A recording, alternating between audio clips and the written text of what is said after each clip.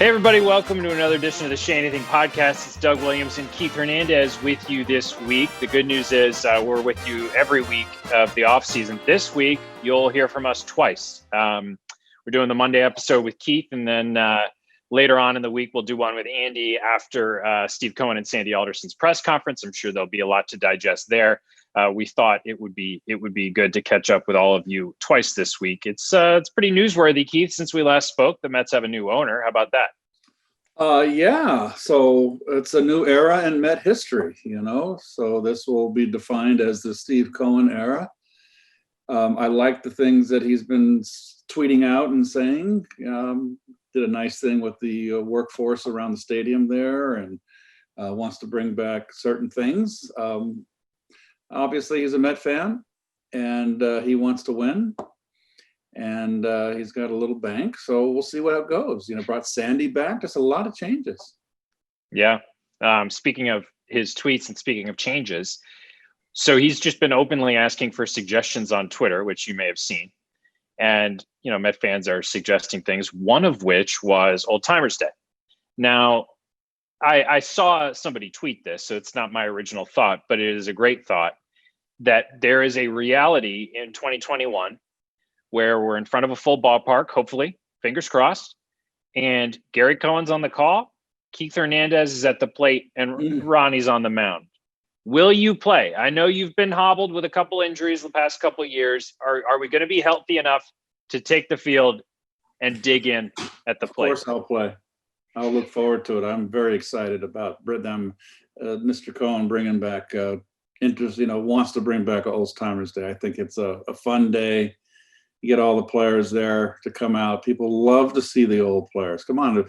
Met fans there's a great love affair between Met fans going back to 62. So I think it's just a terrific idea.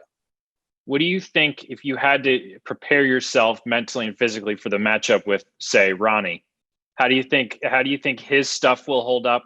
How do you think you'll be, what kind of shape do you think you'll be in at the plate? I think I will be like a rickety old rusty gate. That's what I think. I think Ronnie will have the edge.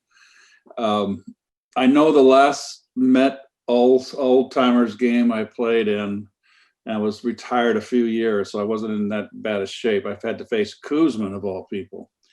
And Jerry threw me a curveball first pitch in lounge.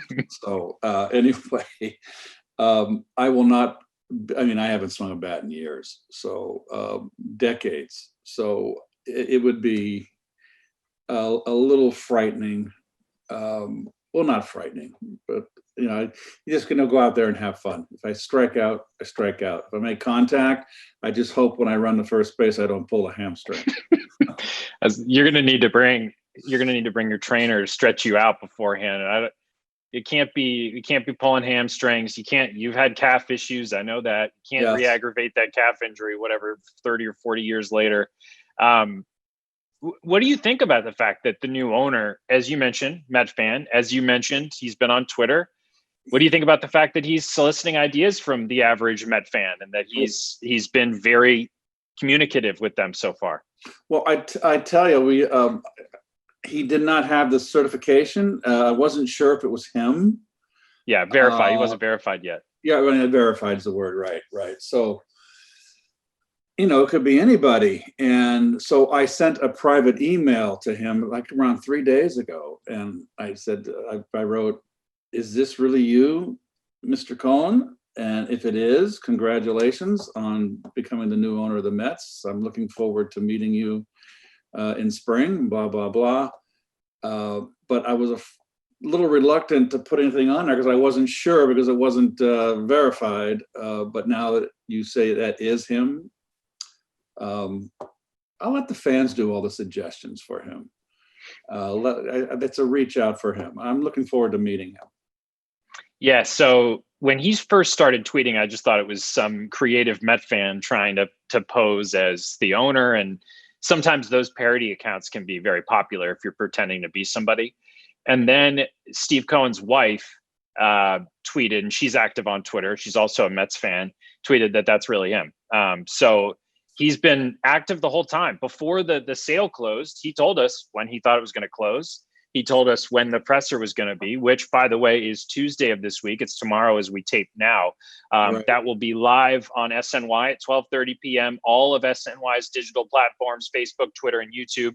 Also, we're going to do an hour-long baseball night in New York Tuesday night after that press conference. So obviously there will be a lot to react to. What are you, I'm assuming you will, if not tune in live, you'll watch tomorrow to hear from Sandy and Steve Cohen. What are you looking forward to hearing, Keith? Well, I want to hear what direction the team is going. I mean, they've got to pick a general manager. What has Sandy got in mind? Will Sandy make an announcement? I don't know. Make a choice, and that would become kind of the press conference announcing a new general manager. But certainly with the winter meetings looming, they've got to put together a staff. But I think the good thing about it is that even if they haven't, I think, Sandy's a baseball man. Sandy's basically the COO, president, COO of the ball club. He's going to have a big say in what the philosophy going forward for the Mets ball club. So I think he's already formulated ideas. It's just a matter of getting the general manager to do the work, getting on the phones and talking to the other general managers and seeing what's out there and how they can improve the ball club. The club needs a lot. You know what makes a successful team and roster. And you mentioned that you're curious to hear what the philosophy of these two guys will be as they work in tandem. What do you think they should do? Do you think there should be big shakeups in the roster? Do you think they have a good core of young players that they shouldn't really touch? If you were Sandy, and obviously he still has to hire a GM, what would you think the philosophy should be? Is there going to be pressure to win now? That's a big question. That should be one of the questions asked. I think one of the most important question. Or we got a nucleus of young players on the offensive side, the everyday players. We're going to build around that. Or are we going to go out and get a Lindor or an Arenado who are, late 20s, early 30s? That would tell me they want to win now. So that to me is going to be the big, once we find out what direction they're going in that regard. Remember, all these players that are here now last year on that offensive unit were all Alderson draft picks, just about, if I'm correct. So, if Alderson, Sandy brings back Ricciardi and the other guy, I can't think of his name, top John Ricco. Yeah, to me, it'll be a seamless transition because those were Sandy's guys in the past, and they work together. They're the same philosophy. That'll answer a lot of questions if he goes in that direction. I think maybe John Ricco was the name you were thinking of. Maybe it was somebody else too. There's someone else too, but Ricciardi, they were all here, and they all, when Brodie took over, they all left. So I have a hunch they're the two guys. They're going to come. Rico's going to stay, and maybe it's going to be Ricciardi's going to come back. Yeah, to your point, I think they are a win now team, Keith. I don't think there's any way that we hear from them tomorrow and Brodie's thing was we're ready to win now and win in the future. I don't think there's any way that they paint a picture where it's not, let's get to work and build a World Series team in 2021. The question, I guess, is how do you go about doing that? And also, you might have been thinking of Paul DePodesta, who is now, he's now with the Cleveland Browns, I believe. Right, and I don't know if he's going to leave. No, I don't think he is. Andy's reporting has been that he's going to stay put. But, I'm curious to see how similar the front office will look. But speaking of Lindor and Arenado, Keith, this is a difficult proposition, right? Let's say Francisco Lindor is about to turn, this is going to be his 27-year-old season. So he's still pretty young. But the question is, would you be willing to trade I don't know, Med Rosario, Andres Jimenez, Ronnie Maurizio, a prospect, or maybe even Pete Alonso or Dom Smith? Would you be willing to trade away young players to bring in somebody like that, who it's not a guarantee that you will sign to a long-term contract once he gets here? That's a tough question. And there really are some tough decisions that have to be made. I would have everybody out there. I would think that there would be, and DeGrom is obviously someone you want to keep. You throw out all the names. To me, there's no untouchables on this team, even on the offensive side, because you never know what the other side might offer, what they might bring. A combination of three Met players might bring you, who knows what it'll bring you. But I would be open to all offers. I'm sure there'll be a lot of clubs that are being interested in a lot of Met players, and see what they got to say. You're not making a deal. You got all ears and eyes open to see what's out there, and maybe something comes up where they give you have the steal of the century, and it's too good to turn down. To me, the pitching is always, like I said, is always important, and our bullpen was not good last year. And we're not going to have Syndergaard. I think our immediate need is pitching. I mean, we saw it last year. If you don't have pitching, you're not going to go anywhere. And you got a Braves team that's pretty doggone good now at the top of the heap in our division. I know pitching is priority number one to you. Where would signing Michael Conforto an extension be? I think Michael Conforto would be the one untouchable, because he stepped up last year. It's just such a shame we had that COVID season, and it's not a full season. But I really think that Michael, what I see now is stepping up and being the stand-up guy in that team. And I feel that he could be you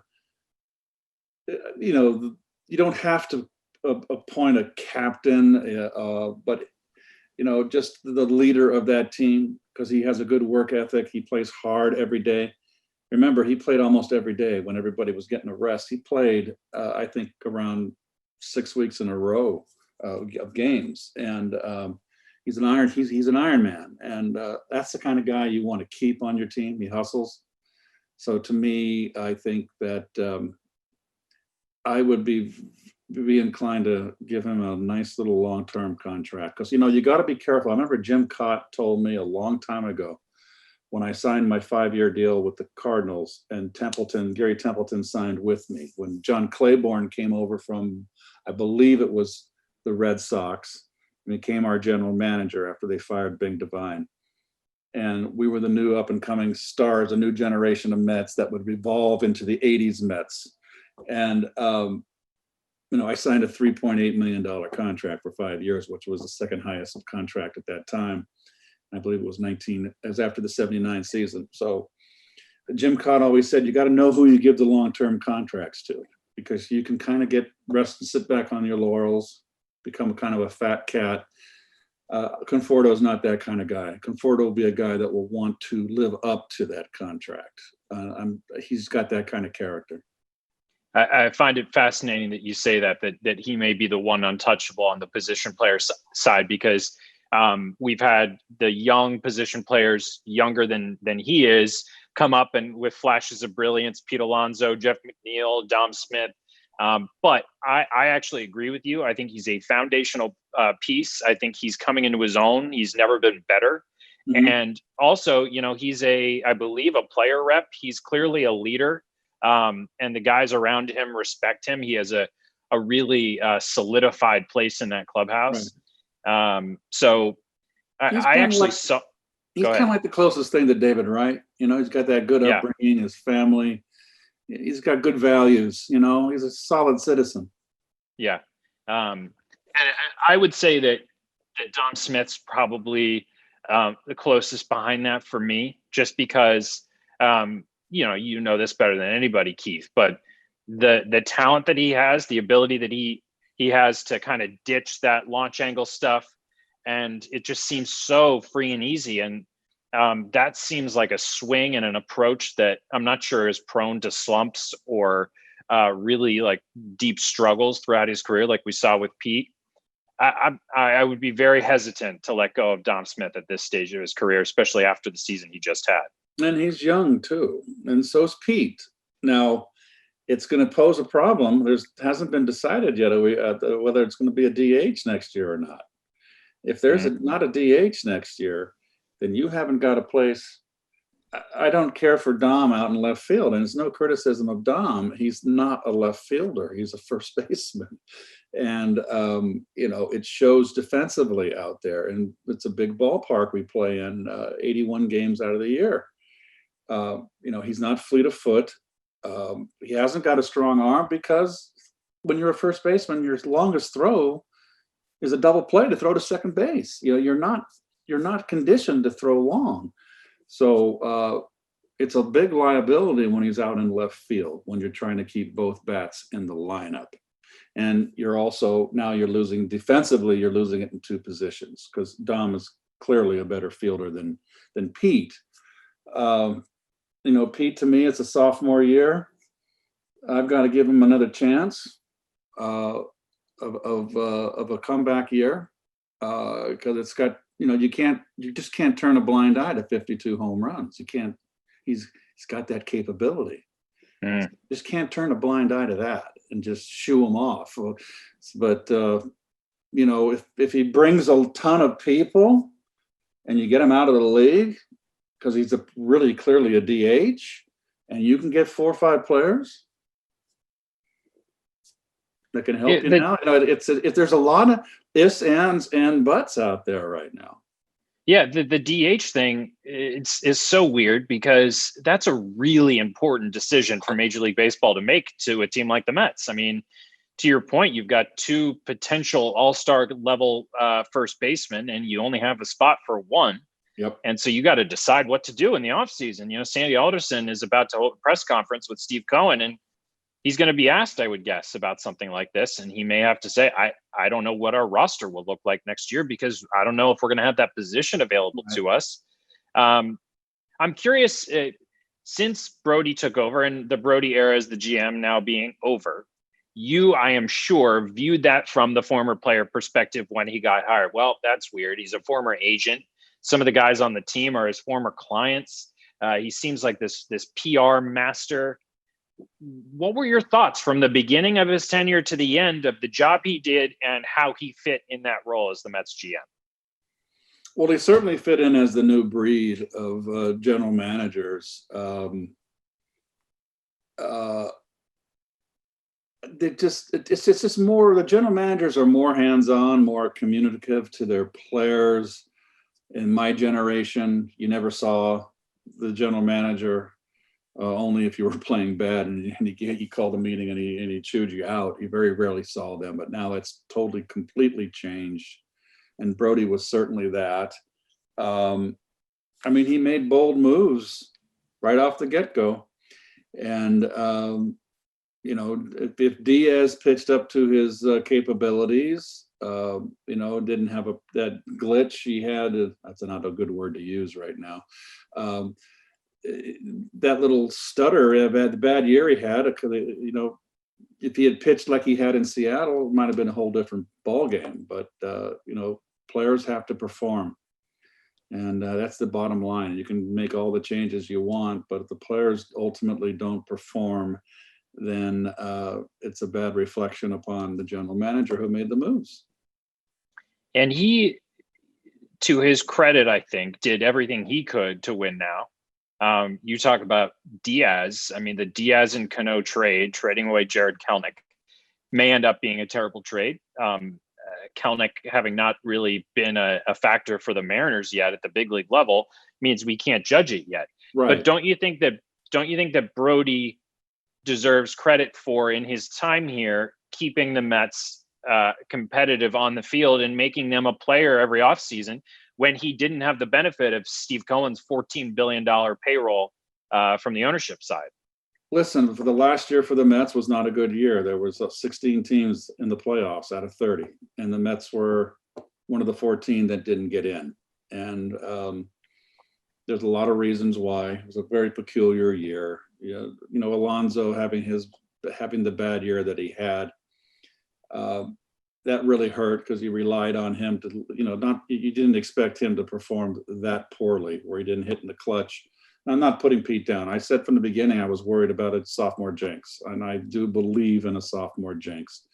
So now he's got time to clear his head, get ready for this season, and if he's going to be here, there's going to be a DH, and then he'll be here. He's a big key. I don't expect him to hit 50 home runs. My gosh, 50 home runs is incredible. If he hits 40, hits 35, that's big. Drives in 100 runs. He always hustles.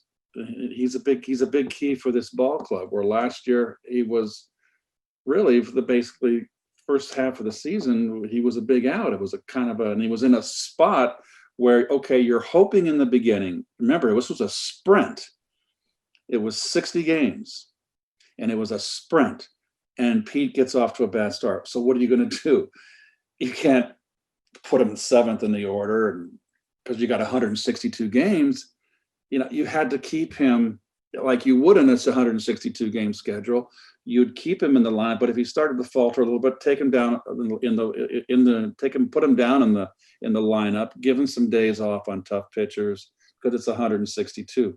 But you didn't have that luxury with the 60 games, and therefore he was always either hitting second or third or fourth or fifth.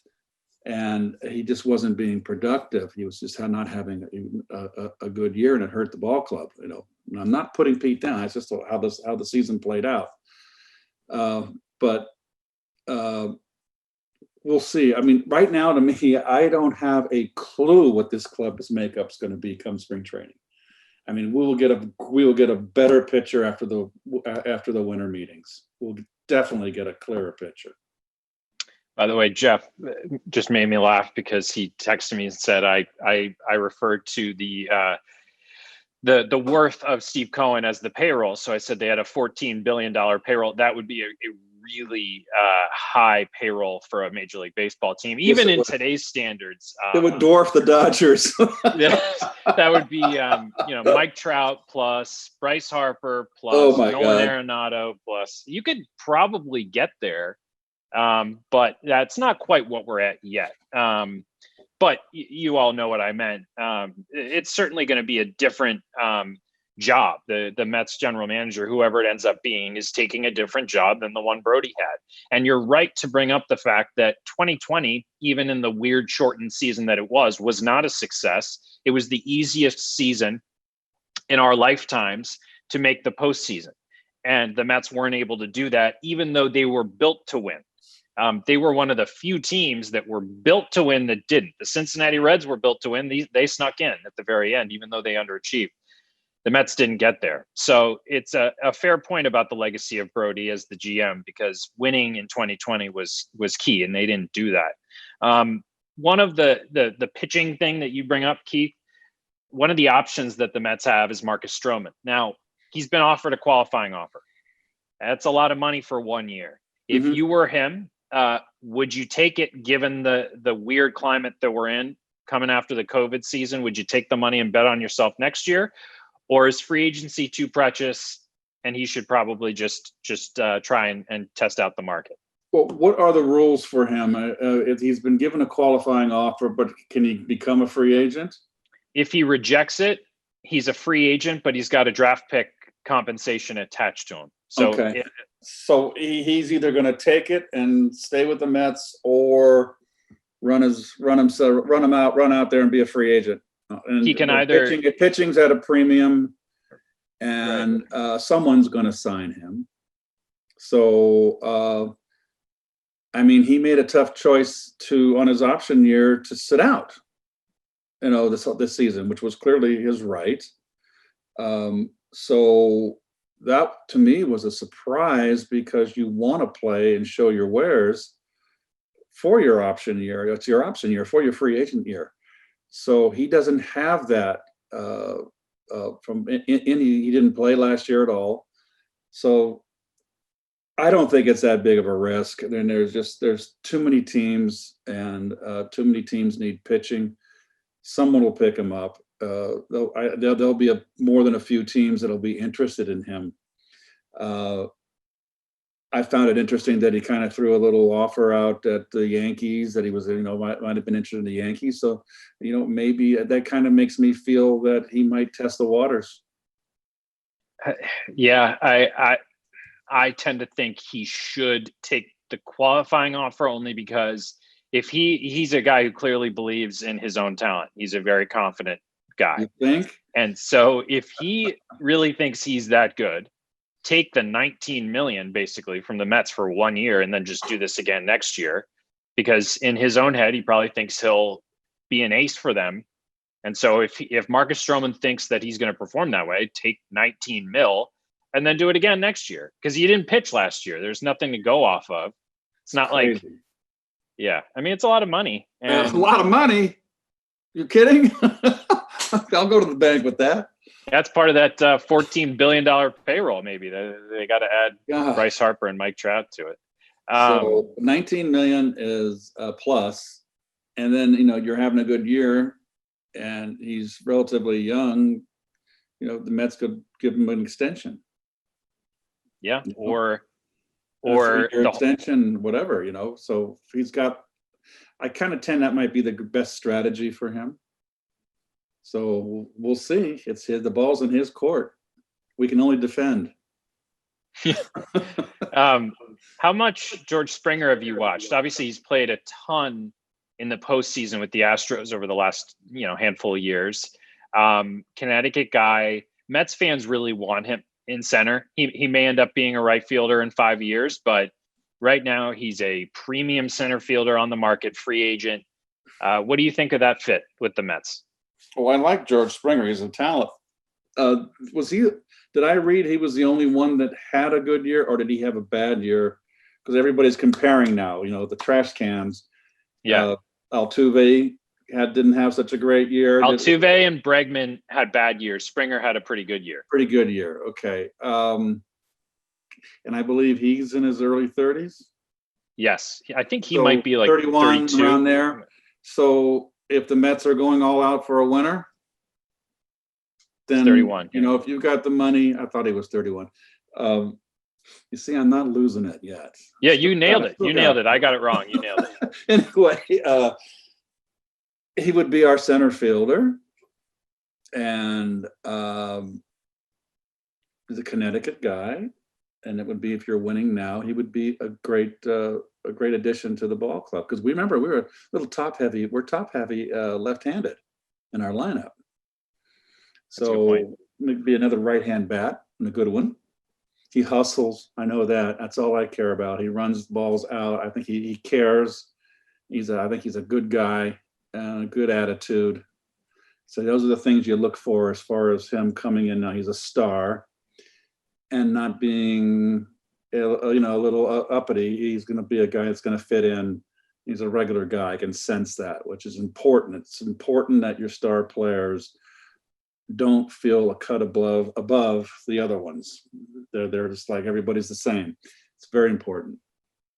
All right, last one for you. So what Andy is telling us Sandy and Steve Cohen might do is pretty much be responsible with their spending, maybe take the contracts of players that other teams don't want to pay, like Brad Hand on the Indians didn't get a contract and he's not going to get picked up by them.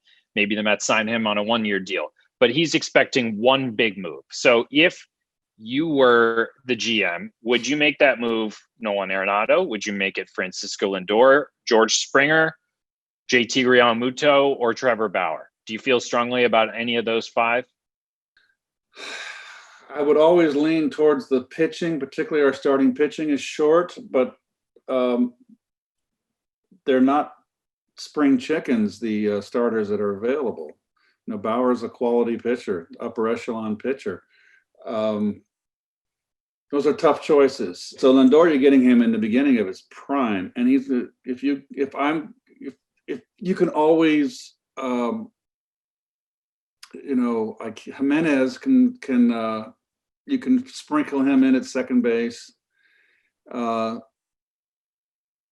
are tough choices. I mean, you're getting an all-star player in Lindor, and you're going to have to pay serious money. The fact that he's 27 and 5-year deal, he's 32, I have no problem with that. You're supposedly getting his quality years. And remember, the new philosophy now is that you're paying these younger players and signing them early for their free agency.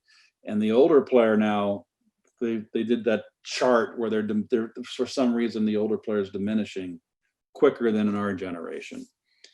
And I really think a lot of that has to do with money. I think it's just hard to maintain like that Pete Rose tenacity through 20 years of your career. And I think before, when you didn't make that much money, there was incentive to play. But now, I mean, my gosh, these guys are making so much money. I mean, you're talking about paying Stroman $19 million. And so if you got a 5-year deal making $25 million a year, $20 million a year, I mean, you're like, King Farouk. You're sitting pretty. So I'm sure our younger audience doesn't know who King Farouk is. We won't go into that. But I worry about motivation.